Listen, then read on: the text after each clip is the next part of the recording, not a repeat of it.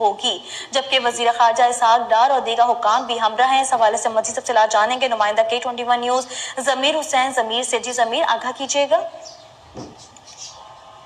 جی بالکل، وزیر اعظم شہباز شریف آج 2 روزہ دورے پر سعودی عرب روانہ ہوں گے، جہاں وہ سعودی ولی عہد محمد بن سلمان سمیت اہم شخصیات سے ملاقاتیں کریں گے۔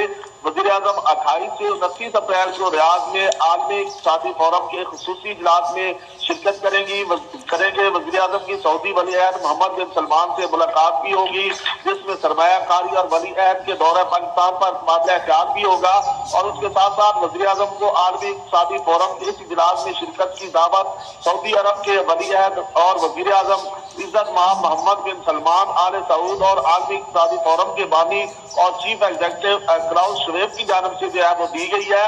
وزیر اعظم عالمی صحت، فنانشل ٹیکنالوجیز، انفارمیشن ٹیکنالوجی، جامع ترقی، علاقائی تعاون اور عالمی ترقی کے تناظر میں توانائی کے متوازن استعمال کے حوالے سے پاکستان کا موقف جو ہے وہ دنیا کے سامنے رکھیں گے۔